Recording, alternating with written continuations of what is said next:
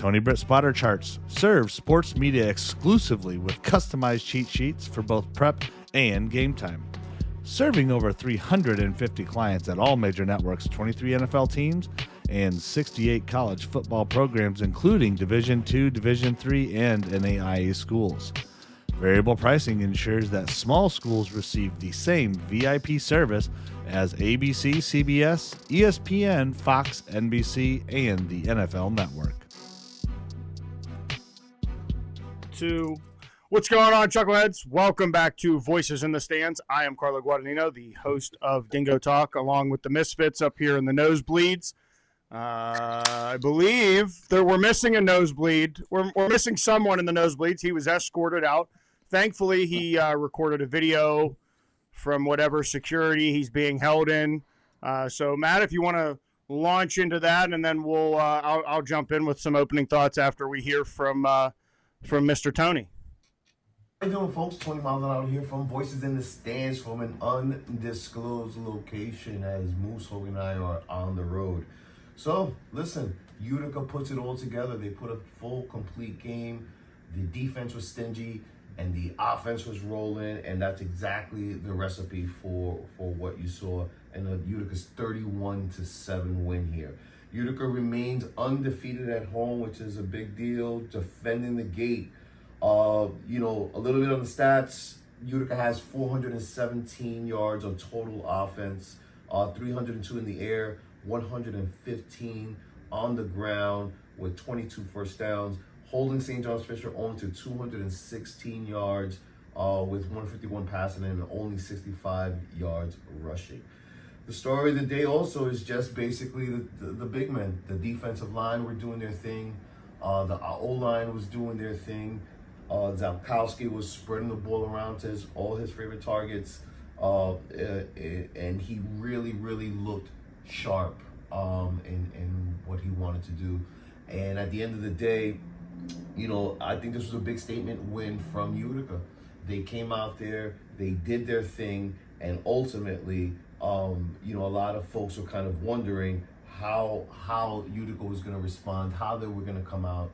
I still say, for my, liking, I felt like they could have probably put the, a little bit of the hand around the neck a little bit sooner, and there was a point in the game it got a little bit sloppy, and they were kind of exchanging these kind of possessions that were not great back and forth, and I felt like in those situations Utica could have been a little bit more cleaner. But all in all, great day for the Pioneers. They did their thing, and again, they defended their gate. Around the horn for the E8s, Morrisville and Hartwick. Hartwick pulls it off 24-13. Good to kind of see Hartwick having a pretty decent year this year. They're scoring points, they're winning games, good for them. Unfortunately, on Morrisville expense.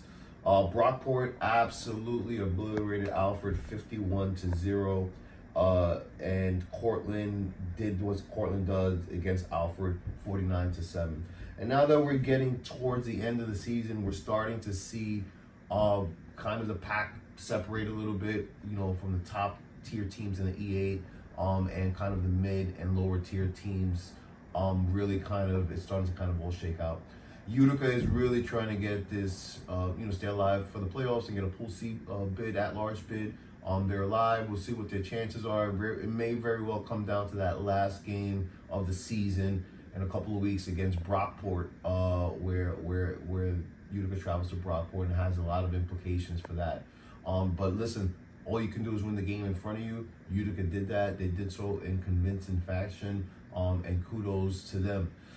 But before I go here real quick, I'm going to actually do something a little bit different. I'm going to kick it off to Moose Hogan, who's traveling with me. He might have a couple of his own thoughts and a quick question. Moose Hogan, what do you think? What you gonna do, brother? I'm still getting used to this whole semi-retired thing that we're doing here. So I'm just gonna, ask a question or have some thoughts. I'm not really quite sure.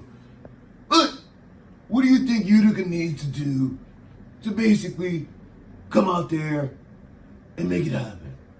What do you think they gotta do? They're gonna block the noise out. Well, how are they gonna come out and do their thing? That's a great question, Musa. Listen, at the end of the day, I think all they can do is handle the game in front of them.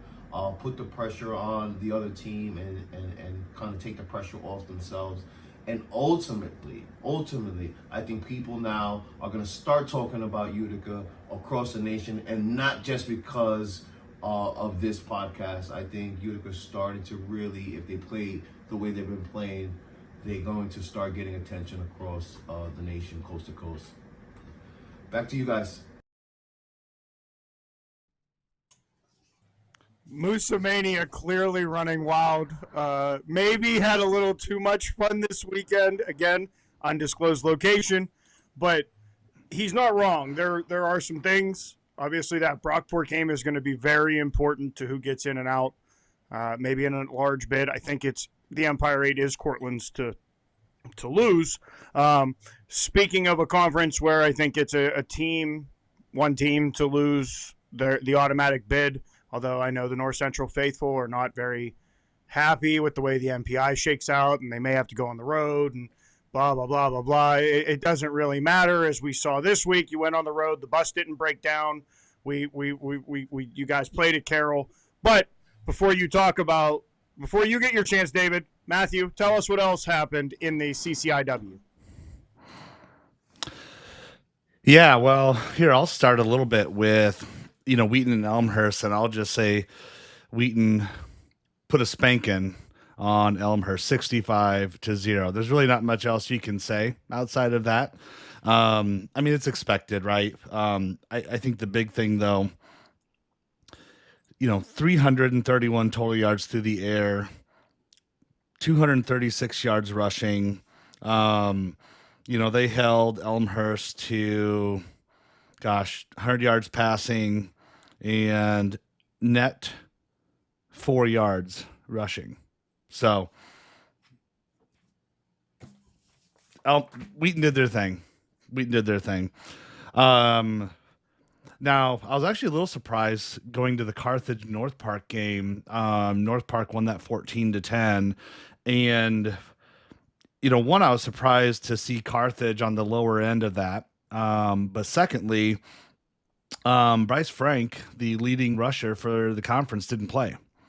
And, I saw that him and Mark Hunter split the series 2 games ago.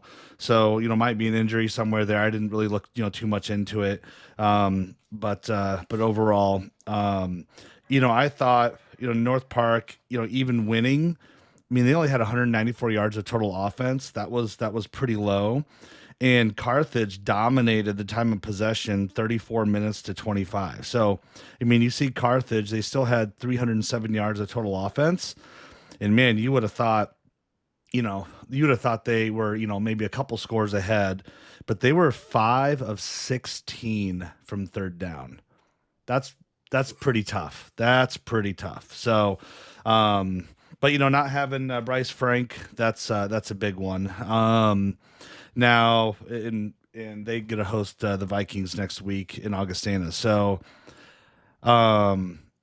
looking at this Wash U Milliken game, that's the other game, right? When we think about this Augustana Illinois game, Illinois Wesleyan game, right? This was for the Isthmus Bowl.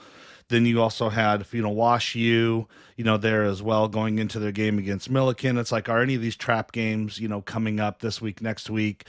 And, I just took a look at the box score, and it's like, if you cover up the final score of Wash U 38, Milliken 7, and you just simply look at the box score, this looks like an incredibly tight game.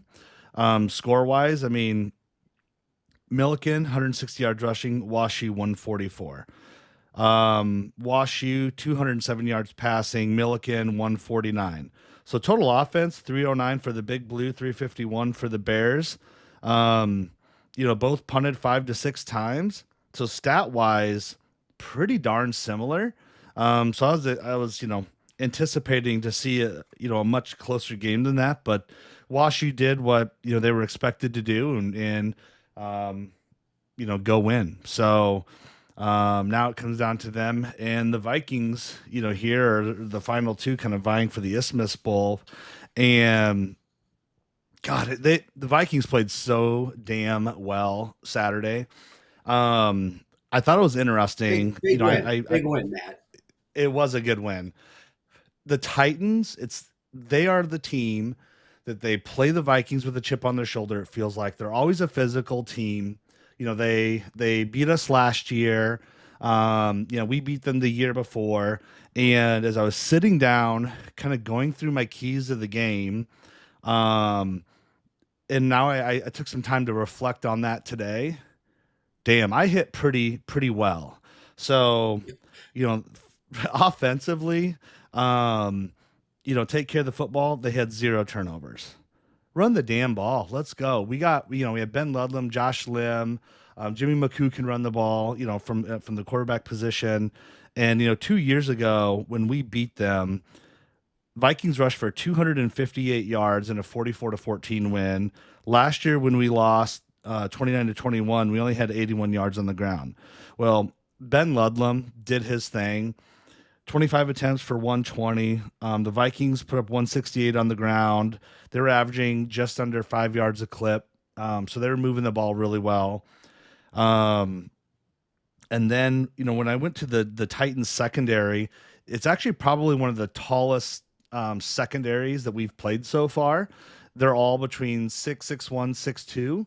So generally, when we look at some of the corners in the CCIW, a lot of times they're 5'9", 5'10". You get a 6'2", 6'3", 6'4" receiver. Those are the jump balls, right? And I looked at him and said, that's probably not going to happen this week. However, Jake Miller, our 6'3", 230-pound tight end, has advantages all day long against this linebacker core, and it just felt like it was a really good mismatch. 5 receptions, 3 touchdowns, 59 yards. Jake Miller, he went in, had 15 receptions, and 3 touchdowns. So he doubled his touchdowns yesterday. Overall, they dialed up a really nice offense. The offensive line gave up 0 sacks, and then 6 different receivers had 19 catches for 259 and 5 touchdowns. So big win. Defensively, held this third scoring in the conference. 36 points a game is what the Titans came in averaging. Held them to 21. They were 3rd in rushing. Held them under 100. 2nd in passing. Dermot Smythe. He's pretty darn accurate. I was actually impressed with how accurate he was. Unless he was rolling out, the Vikings in their play action defense were doing a very nice job. They would kind of come out in that I formation and essentially like naked boot essentially, and then would, kind of drag on some deep digs, and the Vikings picked them up really well. They had a trio of sacks, a handful of tackle for losses.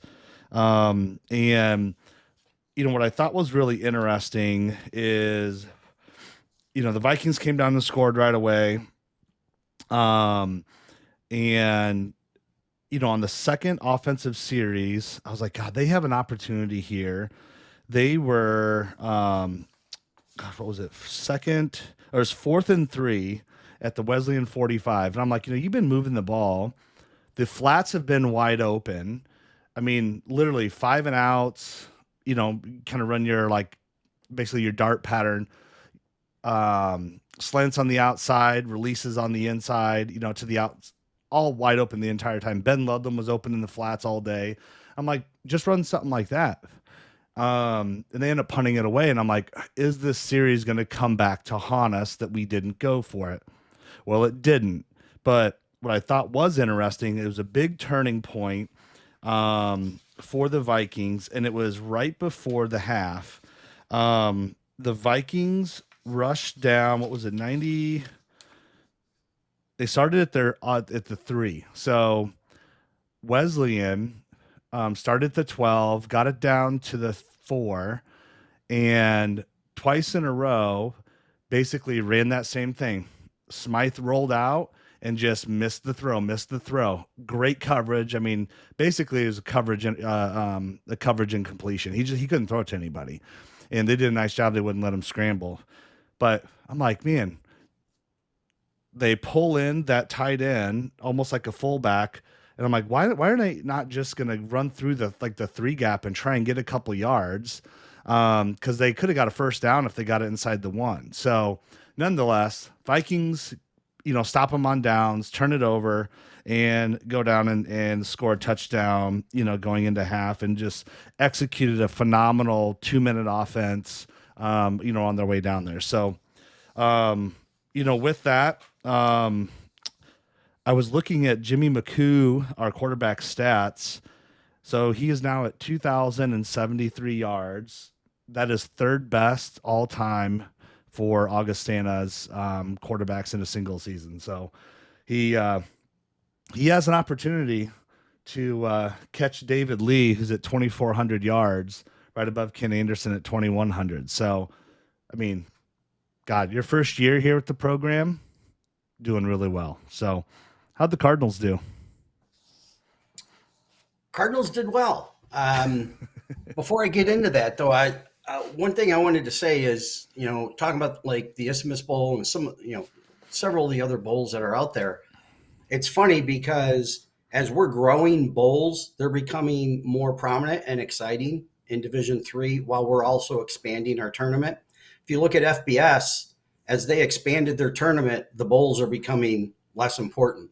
So kind of an interesting juxtaposition there between. But I'm going to start on a little different slant here and kind of tip of the cap to, Mount Union, and mention, people that have followed Division III football for a long time know that they know the name, right? It's the dynasty that's defined an era, and probably remember the 10-year stretch when it was Whitewater and Mount Union, 9 out of 10 Stag Bowls from, it was like 2005 to 2014, and really kind of defined what greatness looked like at this level. And then Mary Hardin Baylor kind of rose up. They were in 3 or 4 Stag Bowls, and they were the next one to supposedly challenge Mount Union. But more recently, there's been a shift, and that standard bearer is, as Carla likes to say, the bullies out of Naperville. But this team in Naperville doesn't just win games; it redefines what dominance looks like. And it's the North Central College Cardinals that are doing it. And it's time. I think we're late enough in the season, and kind of what we're seeing. I'm going to address NPI a little bit at the end, but right now we're going to look to the results on Saturday. And every great season has a game that doesn't just confirm what you already believe; it kind of defines it. And Saturday in Waukesha may have been that game. North Central 64, Carroll 7. If you only saw the score, you'd really miss how methodical and how precise, how inevitable it felt from the opening snap. North Central, 6 touchdowns in its first 6 drives. Garrett Wilson looked like he was running a 7-on-7 drill. 11 completions on 12 attempts. It's hard to get more than 12 attempts, when you're getting pulled at halftime and, you're dominating so much. You don't want to be throwing the ball all the time and, being accused of running up the score. But, the guy is incredibly efficient. He's the best quarterback in Division III that nobody's talking about. Nobody's talking about the guy. But look at his stats. And if you take his stats and you extrapolate them out, pretty interesting who he compares with. So I'll leave you, chew on that one a little bit. But I was going to say too, David, like when I was talking to the Titans yesterday in setup, because I was going back and forth around, Jimmy McCoo and Dermot Smythe, the top 2 passing leaders, but we're all, but they said the same thing, like, well, man, what would Garrett Wilson's numbers be if he played, the entire game? I mean, right? It's kind of the same thing we would always say against even, with Luke Lannon, but it's like he's probably the most efficient quarterback in all of Division III. Yeah. If he's not the most, he's definitely up there in the top couple. But and even 11 completions on 12 attempts, 4 of those were for touchdowns. Most of his throws perfectly placed. Running back room, we were without Sean Allen, but the running game was still patient and punishing. Donovan McNeil hit for daylight for more than 120 yards and 2 scores. Jalen Bolden and Andre Carter added big runs, just showing the depth of this backfield. The depth that goes beyond that too. But by the time Carroll crossed midfield for the first time, North Central was already up 35-0. And that's not luck. That's discipline. It's precision. It's trusting the guy next to you. Every player knowing exactly where to line up, what to do, and how to execute it. On defense, the Cardinals were suffocating. Carroll's first 6 half possessions ended with 4 punts, a missed field goal, and a turnover. By halftime, Carroll had only 46 total yards. They ended up with 186 total, right in line with what the North Central defense has been doing on average, giving up less than 200 yards a game. And for the second week in a row, the defense wasn't denied an opportunity to score. This week it was Bobby Medina with a pick six midway through the second quarter that really put an exclamation point on this game well before half. But the real story there, it's just consistency. Every snap looks the same. They get leverage, they're communicating, and the pursuit is incredible. And special teams tilts the field. Miles Walton, 51-yard punt return, sets up another short field. Aiden Ellison, deep kickoffs time and time again. First half, Carroll's average starting position was their own 23-yard line. So, those are hidden yards that people don't, oftentimes think about. But, when you can get out 35, 40 yards, on a kickoff return, that takes away an extra, first down or two that your offense has to get. So those hidden yards add up, and that's important. A strong kicking game is a key component of a good team.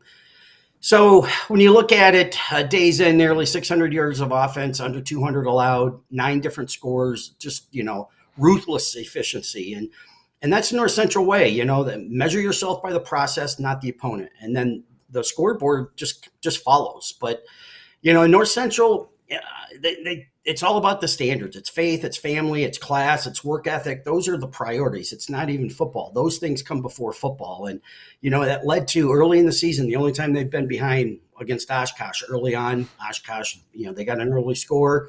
How did North Central react? Focused, didn't panic, just did the job the right way.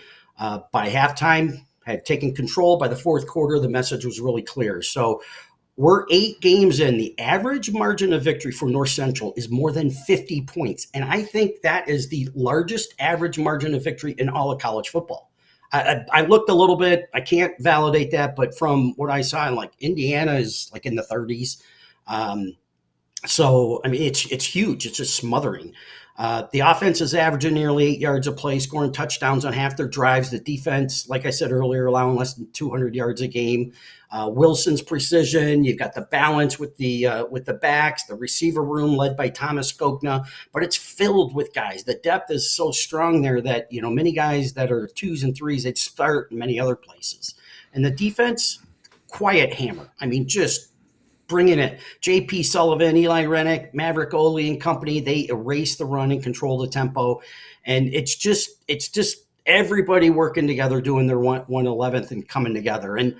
And so when it comes time for November, the question isn't who can beat North Central, it's who can even make them uncomfortable. And that's why North Central's now setting the standard in Division III. And that leads straight into the debate that no one in Division III can avoid, and that's NPI. And players and coaches, they're always going to tell you, we'll play anyone, anywhere. And that mindset builds champions, and there's nothing wrong with that. But there is another truth. Parents, alumni, fans also have an invested interest in the program.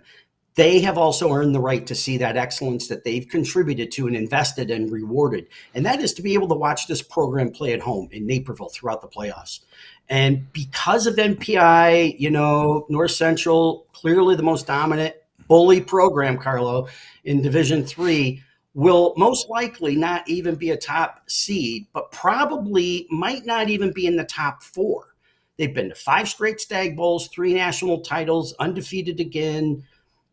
They're dominating. And the formulas right now are saying 4th, maybe 5th. If your system can't identify the obvious number 1, the system's the problem. We know MPI blends, they got a winning percentage, strength of schedule with the ratios, small, home and away tweaks. They've got a, fixed quality win bonus. Really looks scientific, but it's circular.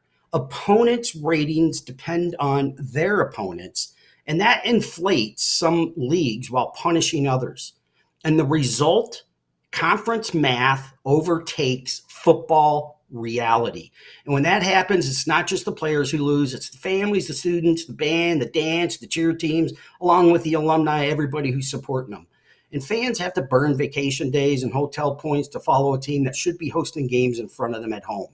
MPI was meant to make things fair, but fairness isn't pretending geography and community don't matter. Metrics should confirm what we see, not argue with it. So yeah, keep, the anyone, anywhere creed in the locker room, but in the stands, the creed's a little different. Reward what's earned.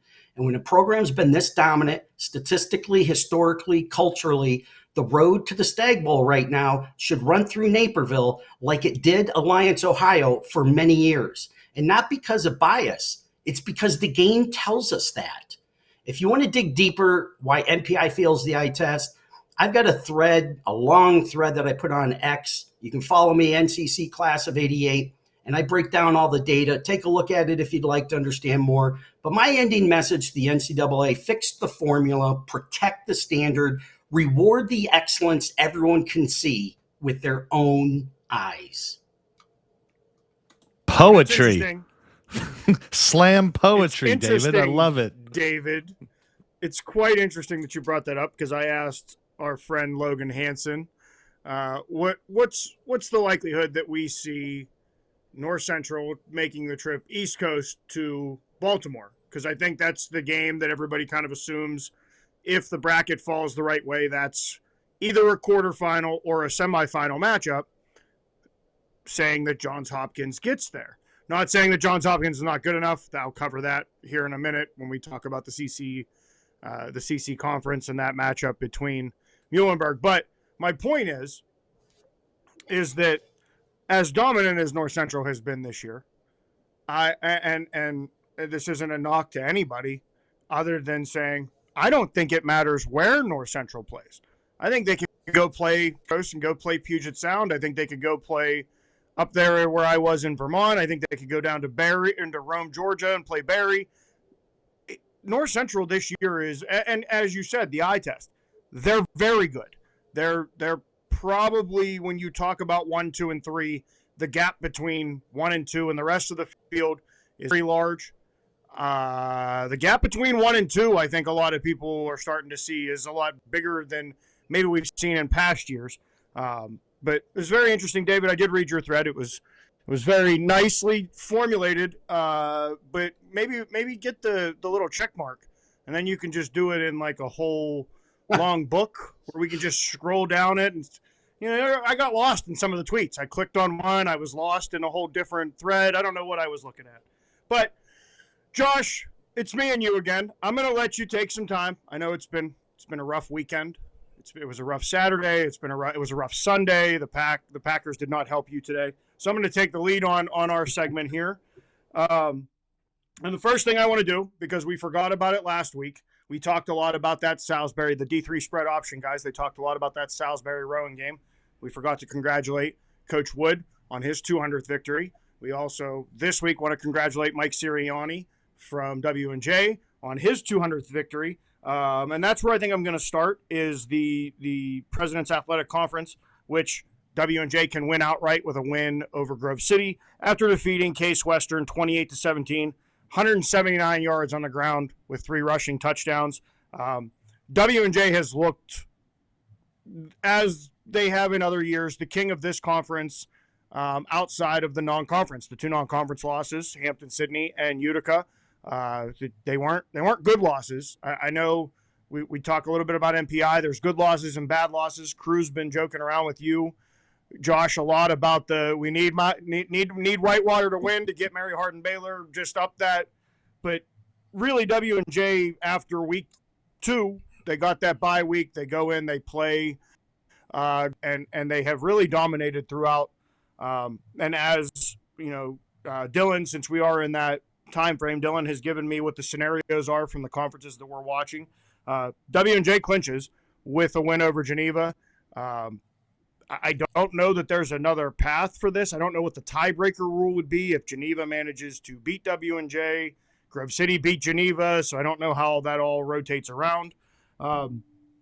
Next up, and as of right now from Logan's and the other systems that are going around, the PAC is not getting a large bid. It's just not in the cards this year, which is interesting because last year they sent 3 teams to the dance. Now, one of those teams is now in the Centennial, who is going to have one automatic qualifier, the winner of the Johns Hopkins and Franklin and Marshall game. Interesting enough, I think Franklin and Marshall, based on those same formulas, Franklin and Marshall has an at-large chance. So the Centennial, who we thought was going to maybe going to be Muhlenberg, it was maybe going to be Carnegie Mellon.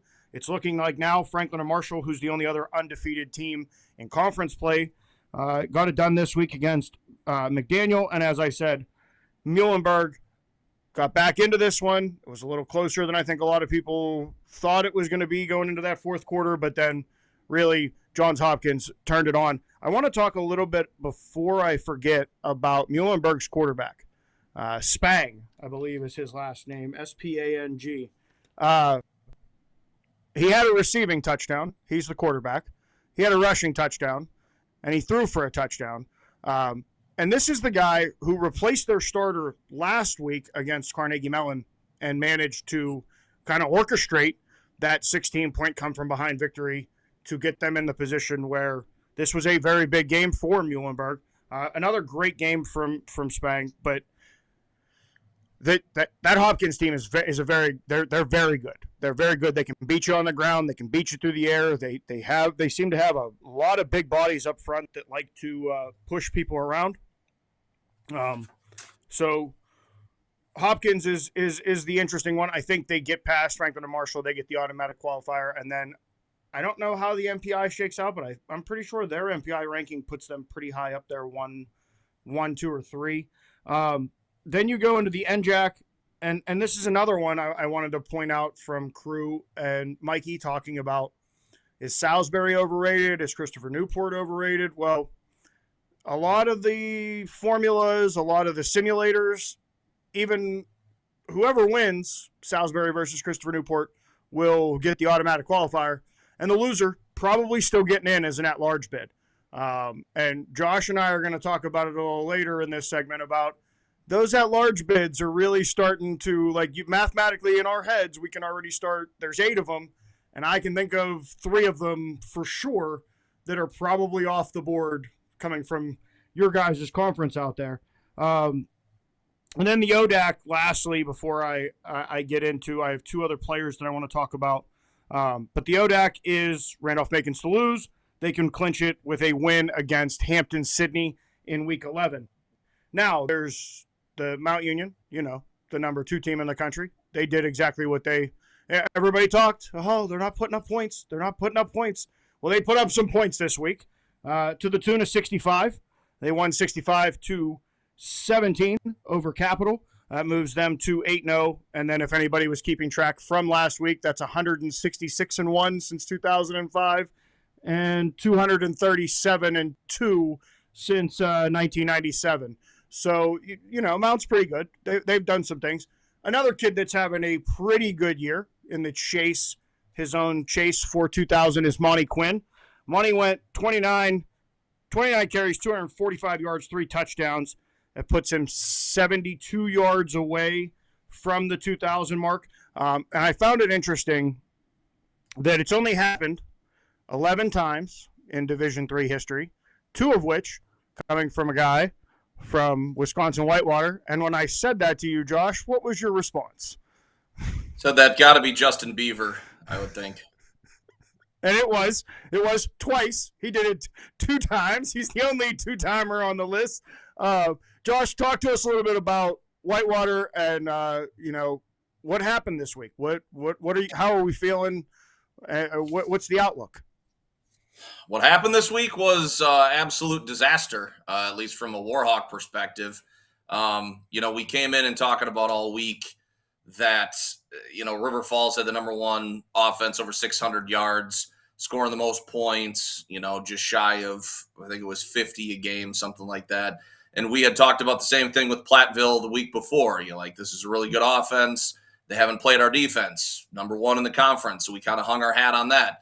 Okay, River Falls did this, but Oshkosh beat them, and Oshkosh is proving right now maybe not to be that good, maybe a step below some of these top tier teams, and they happen to, beat them. So when my broadcast partner, whose son played at River Falls for a couple of years, and he kind of stays in touch every time we Whitewater plays them, since we've been doing the radio, he goes down to the field and he talks with Coach Walker before the game. And one of his questions was, how did Oshkosh beat you guys? And they're on friendly enough terms, and said, it was a little matter of the Oshkosh defensive backs being a little physical with the River Falls receivers and not a whole lot of that contact getting called. And he actually told my partner, he said, if that happens today, you guys are probably going to win. If it doesn't, we should win. And I don't know that we were physical, because I don't even know whether our D-backs were that close to their receivers. There always seemed to be 2-3 yards minimum, even catches in traffic, quote unquote. We started, I thought, okay. They won the flip and wanted the ball. Not a surprise. I would too if I had that offense. They want to get going. And we sacked Caleb Blaha on first down, and we're thinking, all right, here we go. We're off. We're running. 8 plays, punt. All right, we got the ball. Well, turn it back over to them. Offense didn't really do much, which they didn't really do much a lot of the day. And Mikey will, I know, speak to a lot of the River Falls stuff. I'm just going to give you the Warhawk perspective. We didn't do anything. And we had one of our best receivers out with an injury. We had a couple of D-backs out. We had more D-backs go down with an injury as well. So we were pretty thin. I don't think that, honestly, I'm not sure that made a difference. We didn't get a whole lot of pass rush on Blaha. We only had 2 touchdowns. It was 52-14. And one of them, Mikey posted a really nice photo to our group chat of, probably should have been ruled an interception. That was ruled a touchdown pass. But our guy happened to get his hands on the ball, and by the time the official kind of got to see it, it was both players having possession, quote unquote, and it was ruled a touchdown. Should it have been? Probably not. We only had 46 rushing yards. That is not pounding the rock, as we like to have, Whitewater's mantra. But, you get behind by a lot of points real quick, it turns your offense one-dimensional. And so far, we are not a light-em-up team. And honestly, and I think this should go probably for the remainder of granted, it's only 2 games left in the conference season, but I would go into this in the playoffs. Everybody likes to see, and kudos to the River Falls PR football, who's ever doing the kind of bells and whistles for their scoreboard. They have redone the Top Gun logo with the Top Gun offense or something to that. So it was movie wise, it was kind of cool. They had the Cobra Kai strike hard, strike fast, no mercy logo, which I thought was really cool. They knew how to do it, and they knew what they were doing, man. But I got to give more credit, honestly, because we knew the offense was good. I got to give credit to the defense. The defense was really good. Nobody talked about them coming in. They severely limited Whitewater on what they could do offensively. And our offense is not terrible. It's not great, but it's not exactly bad. And we couldn't do anything. 32 attempts, 46 rushing yards. I mean, from Whitewater standards, that's abysmal, right? 619 yards for River Falls, 239 yards for us.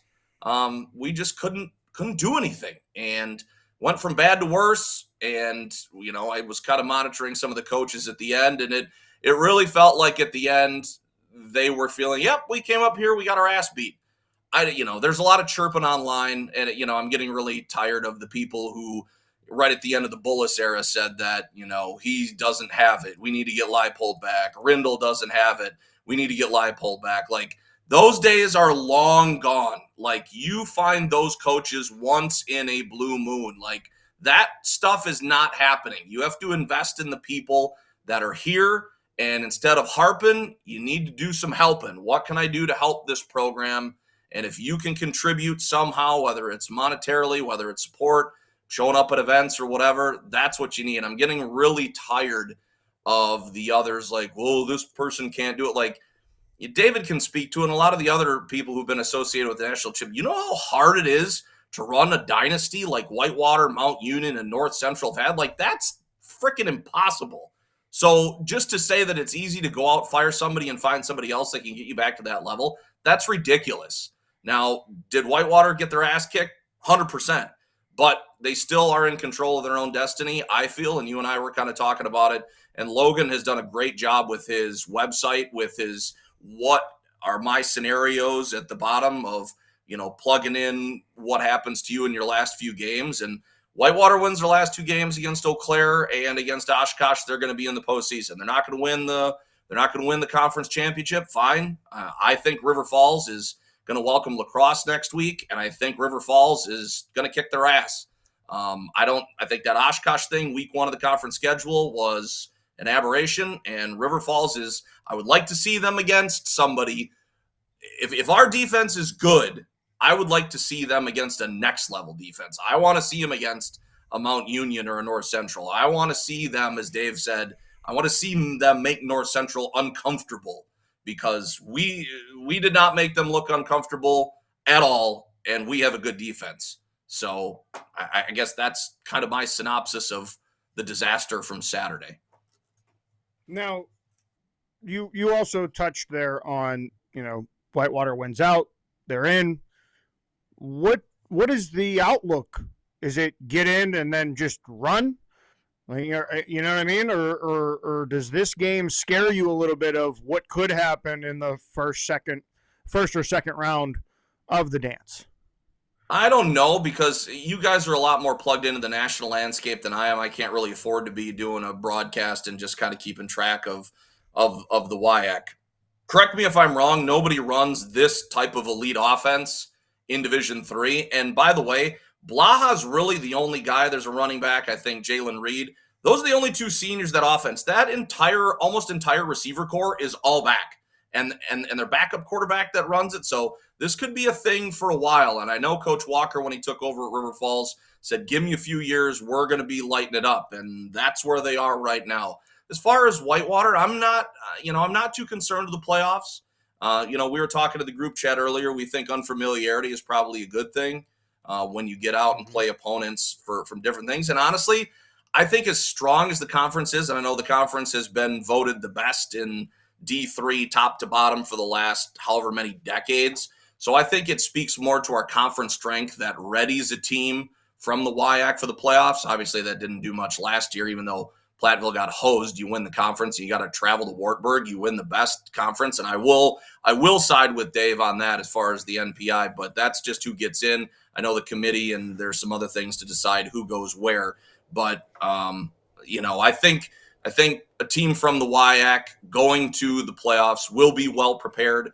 If you have to face River Falls down the line, obviously I will be frightened tremendously. But I think anybody that plays River Falls is going to be frightened after what I saw on Saturday. They're freaking good, man. And that offensive lineman, I know you stand next to Pat from the press box, and Mike, who's down in the field, I'd love to hear his thoughts. 6'9", 300-some pounds. That guy was the biggest offensive lineman I have ever seen. He was gigantic. But I'm glad that game's in the rearview mirror. I wouldn't be surprised if they watch the tape on the bus. They try to make some corrections. But again, you're not facing that kind of offense again. Burn the tape. Move forward. You got Eau Claire. You got Oshkosh. Second one's a tough one on the road. This is our last home game coming up on Saturday. And then you win 2, you're probably in the postseason. So I think concentrate on that moving forward. All right, Mikey. Now, before we get going, I got to ask you, did you have too much fun in River Falls? Are you calling us from a local, county precinct? What do we got going on here? I know up and down camera, which I like to see. How's the weather? Because I know you're big on telling us the weather. And give us the WIAC report for the rest of the week. Is that a cafeteria? For the rest of the games that happened. No, this is my fireplace. All right. Oh, so him and David, the Golden Palaces in different states. I see. Yeah, I'm broadcasting to you in front of a fireplace. I could actually probably turn it on because speaking of the weather, I think it's 38 degrees outside right now. So there's your weather report in Northwest Wisconsin. It's cold. Yeah, I had a front row view to this awesome game between Whitewater and River Falls this week, and I know that Josh has covered some, but I definitely want to touch on this. This was by far the biggest game of the week this past week, and there was just so much happened in this game that kind of shocks the D3 world. Aside from just the margin of victory, but it was kind of the way that River Falls did it. And what I found was really interesting was we had heard from um, Coach Rindall of UWW that they were going to play a ton of man coverage, and they always do that. They play a lot of man coverage against everybody, and they were going to do that because they have an excellent secondary, they have a great front four, and teams don't play a lot of man coverage against River Falls' offense. Because against that offense, if you're going to play a ton of man, that means you're going to have more guys in the box and you're going to have less to defend against the pass. You're going to leave your corners and your safeties with one-on-one matchups against an All-American quarterback and really good receivers. So it's not very advantageous to the average team to play a ton of man-to-man against River Falls. They're too fast, they're too skilled, and you're really relying on those one-on-one matchups. So teams don't do it a lot of times. UWW came in with this philosophy that they were going to play all this man to man. Coach Walker of River Falls in the post game made a really interesting comment to Pat where he said, going into the game, we knew that they were going to play a ton of man to man. We knew that they were going to try to make us one dimensional with the pass. So he basically said, F it. We're not even going to try to run the ball at all. In the first half, their running back only had 4 carries. They just came in and said, you want to play man? Great. Slants, crossers, 3-step, quick game, slant and go, touchdown, touchdown, bomb. And by the time it was 14-0, Whitewater hasn't even got a first down yet. And I'm thinking, all right, well, Rindall's obviously figured out that man-to-man ain't going to work. They're not even trying to run the ball. So let's mix some zones. Let's play some cover 2. Let's make the windows maybe a little bigger, but you're going to help out with safety help over the top for these corners. And if they try to run on you, let them try to run on your front. Give it a shot. They just never switched to that. They were gonna live by the sword and die by the sword, and they sure died by it. It was kind of baffling watching that all go down. A key portion of that game was River Falls scores on their first 2 drives, and then on Whitewater's first 2 drives, they both go 3-and-out. Well, then Whitewater puts together a drive and makes it 14-7. And now I'm thinking, all right, they've settled into the game. They move the ball on the ground. All right, we got a football game here now. They kind of had that shock and awe factor of the Top Gun offense, but now they're going to settle in. Very next play from scrimmage, 75-yard bomb, 1 play, slant and go, man-to-man coverage. Wow. Whitewater gets the ball. They don't score. Very next play, 82-yard bomb, 1 play. 2 plays, 14 points, and now it's 28-7 in the second quarter, and the game's just over at that point. There's no coming back from that type of deficit against this offense. What more can you say about Caleb Blaha? 492 passing yards, 5 touchdowns, 2 more rushing touchdowns on the ground. He's the leading rusher in the game. Again, 7 total touchdowns. He didn't play the fourth quarter. This is becoming a theme. Last week he put up these numbers. He played a quarter and a half. He's only played a 4 full quarters a couple times this game. And, you never want to draw comparisons to the Michael Jordan or the all-time greats of D3 football. But what Blaha is doing is kind of starting to sound a lot like what Luke Lanen did. And I don't want to make that comparison, but I'm just saying that what he is doing is he's not playing full games. He's putting up crazy numbers. He's doing it with his legs. He's a leading rusher. He's a leading passer. Banana numbers, and it's just what you come to expect from him. And then Brian Stanton, maybe one of the leading backs in the WIAC, a guy that Crew and I had talked about on D3 Spread Options, just an outstanding back. His jump cut is so quick. He's physical. He's fast. He has all the tools. And he was going for over 6 yards per carry in games going into this game. Well, he finished the game with -3 total rushing yards.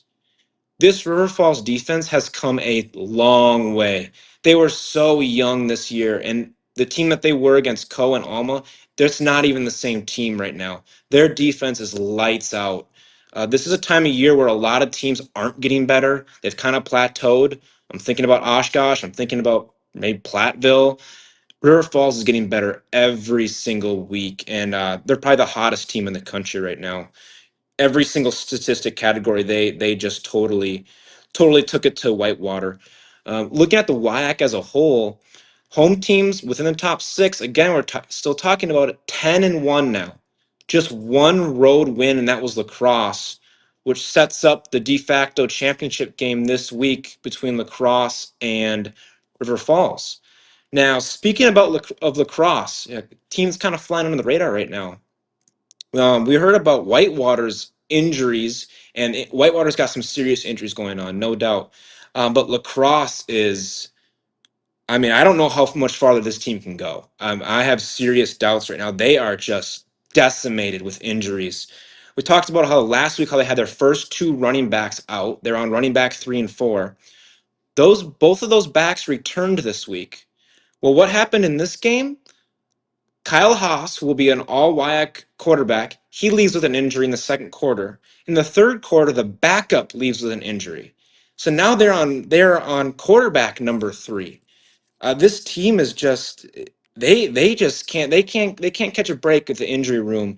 And I just if they can't get Kyle Haas back and all their weapons back, their number 2 receiver, well left with an injury earlier this year. If they can't get these weapons back, I don't know how far they can go in the playoffs. This week, though, they got another win. They got another top 25 win, 31-14 over Stout. They put together some serious drives in this game. Drives of almost 8-minute drive for a touchdown, 7-minute for a touchdown, 5.5-minute drive for a touchdown. This is the opposite of what we've seen with them with Kyle Haas. So I think as those backups got into the game, they really relied on that quick game, 3-step stuff, hitches, quick routes, get the ball to the quarterback's hands quickly, make the reads easy for the backup. They did that really well, and they picked up a really good win against Stout. And the last matchup, the top 25 matchup in the WIAC, was Oshkosh and Platteville. 21-14, Platteville wins this one. Kind of a interesting did you know? In the last 10 matchups between Oshkosh and Platteville, Oshkosh is 9-1. They've really dominated Platteville, which isn't something that I think the average casual fan of D3 would think about. So this is a big time win for Platteville to take these guys down. It was 21-14, but this game really wasn't that close. This game was kept close because of Platteville's odd failings within the red zone. Their first drive of the game ends at the 10-yard line when they miss a chip shot field goal. Their very next drive ends at the 5-yard line where they turn it over on downs. They have a drive in the second half that ends in the red zone with a pick. So they had 3 trips to the red zone where they ended with 0 points. So this game was really close to being like 42-14. When you pull up the box score of this game, they blew out Oshkosh in every category. 225 rushing yards to 50, 12 more first downs, an extra 130 total yards in the game. They ran 20 more plays. They had 36 minutes of possession. So this game, the score looked a lot closer than it really was. But Platteville, again, another team that's down their starting running back and is now relying on a freshman. He had a pretty good game, 120 yards rushing. But Platteville, another team kind of like a La Crosse when the playoffs come around. If Platteville can't get healthy, I mean, they are decimated at receiver. They're decimated. They're having some injuries on both sides of the trenches right now. If these teams can't get healthy, I think the WIAC gauntlet is just taking these teams to the bad side of the injury bug, and that's a bummer to see.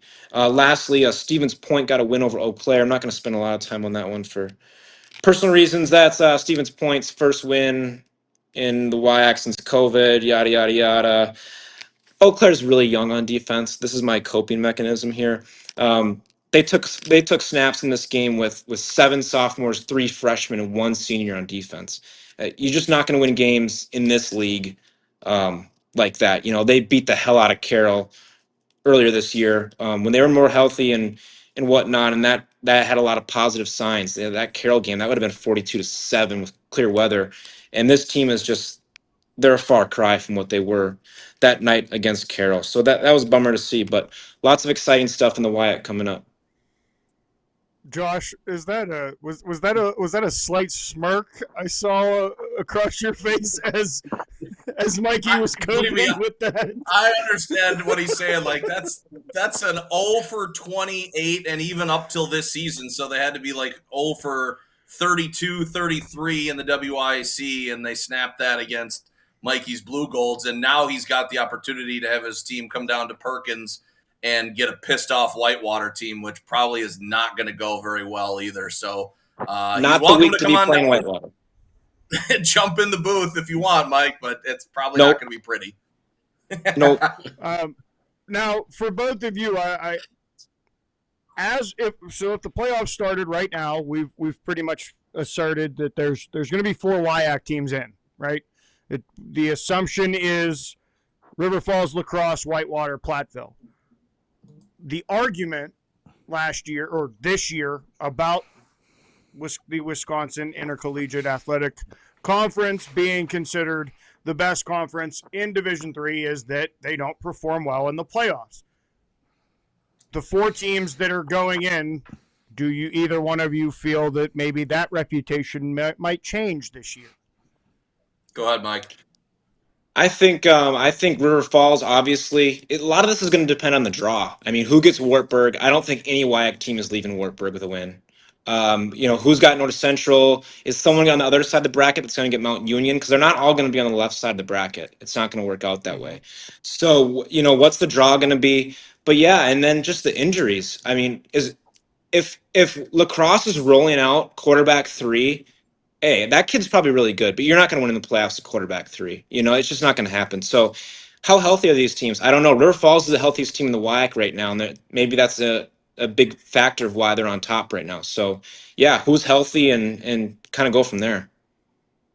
I think he's right on the draw. I mean, just looking at last year, Platteville winning the league and having to go to Waverly, that's a bogus thing. I mean, La Crosse had to play one more game to get to the level that they were at, and they played, some bum team, and I think it was Minnesota Morris maybe, and they clobbered them, and their reward was that they got to go to St. John's. So you're not getting past the first, or you're probably not getting past the second round without playing a heavyweight, playing a big dog, and depending on who goes to the east side of the bracket, we'll see how that. I mean, it just depends on the committee. I think each of those teams maybe can win one game depending on the draw, but then it gets really dicey. And like Mike said, if injuries are a problem and you face some of these big dogs, it probably doesn't look good for us. That's not a great look for the conference that has been voted the best, like you said. And David, I think you'll appreciate this. We're going to give everybody on the panel 1 week.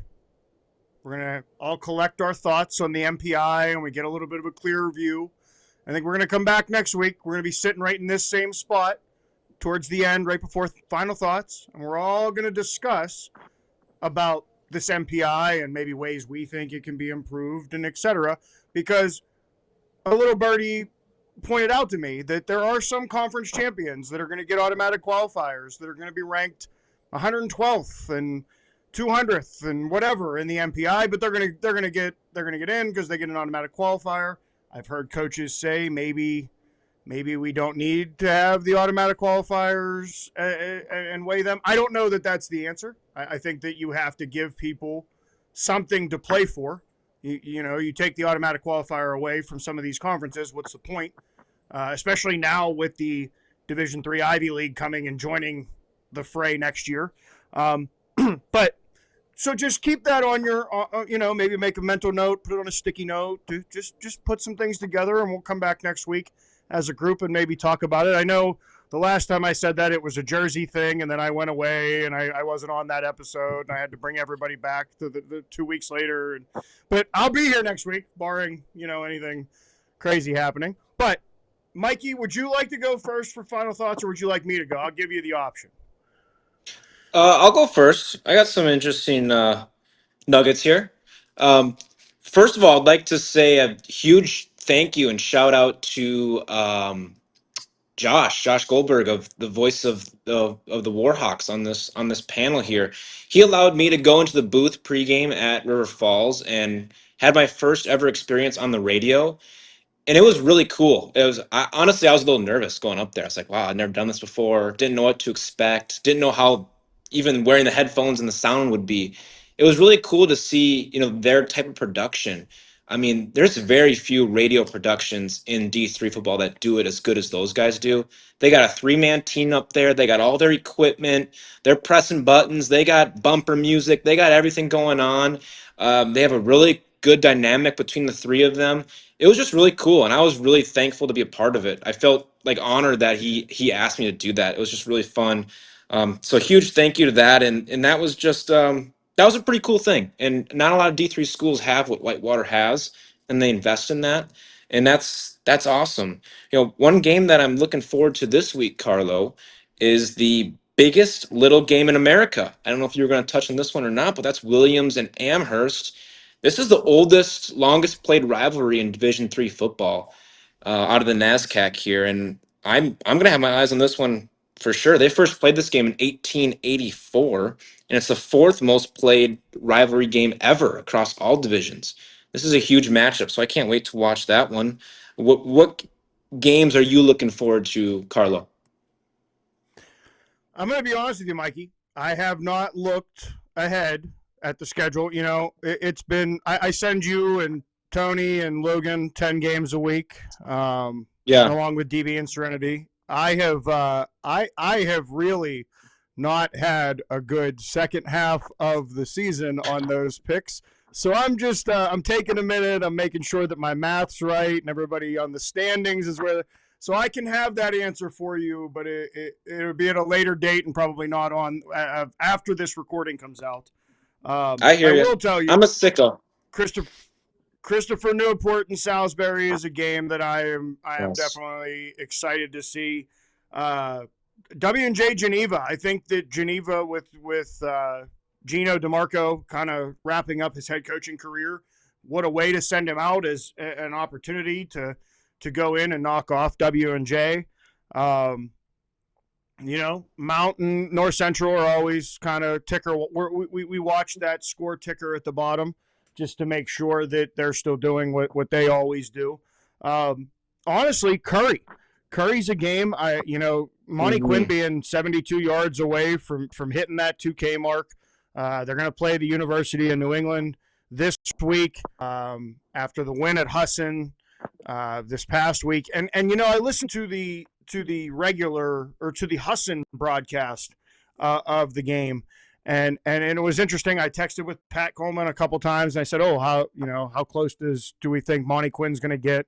And his text back to me was, I don't know, 20 yards. It's a slow start for him. They came out of the half, and Monty Quinn looked like he was tackled in the backfield, and he just sat down on top of a lineman's stomach and then got up and ran for 60 yards. They handed him the ball another time, and it was like the Red Sea parted. He didn't get touched 70 yards right up the field, and you can see why he's coming up on these numbers. I mean, he has vision. He has that ability. Just a complete running back. So he's somebody that I'm definitely interested. The kid from Muhlenberg, I can't say enough about. I think his first name Luke Spang, the backup quarterback who's now the starter. He's got that. What's Gene Hackman say in The Replacements? He's got heart and a lot of it. And he seems like he's got that team rallied around him. Again, I think Johns Hopkins tells us the third best team in the country. I think the gap between them and Mount and North Central is a little bit bigger than it was maybe a year ago. But I said it at the beginning of the show, I think the gap between Mount and North Central is a little bigger than it was last year. I think this North Central team, it's a different type of chip. Last year, everybody remembers, and I think I put it in the group message, this is a team that was 1 2-point conversion away from this. We'd be talking about them on a 4-peat and not the potential of a back-to-back. Then they come in, and it's Lennon, and it's Lanen, and it's Sacco, and it's all these guys that are, we should have won. Let's go out and make sure we remove all the doubt, and we go out and we handle business. This team seems like it's those guys were very good, and they were here, and we want to continue that standard. They're gone. It's our team now. Watch what we can do. And that defense one-ups itself almost every week. The offense is right now moving as a fine-oiled machine. As you guys said, and we've said all season, the big problem with the WIAC, you guys beat the hell out of each other for 6-7 weeks. It's who can make it into the playoffs healthy. It's who can make it with, the two deep at least intact. And some of those big hitters you're talking about, their two deeps are very affected with 2 weeks left to go in the season. So there's a lot of it's can't say better than this. It's the best time of the season because a lot of the speculation goes out the window and a lot of it just comes down to here's the numbers, here's who we're going to see. Let's get into the dance and watch it. But Mike, you got anything else? I don't think so. I'm just looking forward to another good week next week, and maybe I'll get some more good content shots for from the sideline of a game for the crew next week, because that was really fun to be on the sideline. I felt like I was ready to put the helmet on again. It got the juices flowing. And I will say these guys all know it already, but we have a special guest coming this Thursday to Dingo Talk. It's not a coach, but it's somebody that's the D3 community, I think, wants to hear from. So do something a little differently than we normally do, as I've run out of coaches that I've already interviewed, and I don't feel like bothering them while they're in the middle of a season, because there's more important things than talking to me and about themselves when the season's going on. So this has been Voices in the Stands. I am Carlo Guadagnino. Everybody, identify yourselves. We'll catch you next week, Chuckleheads.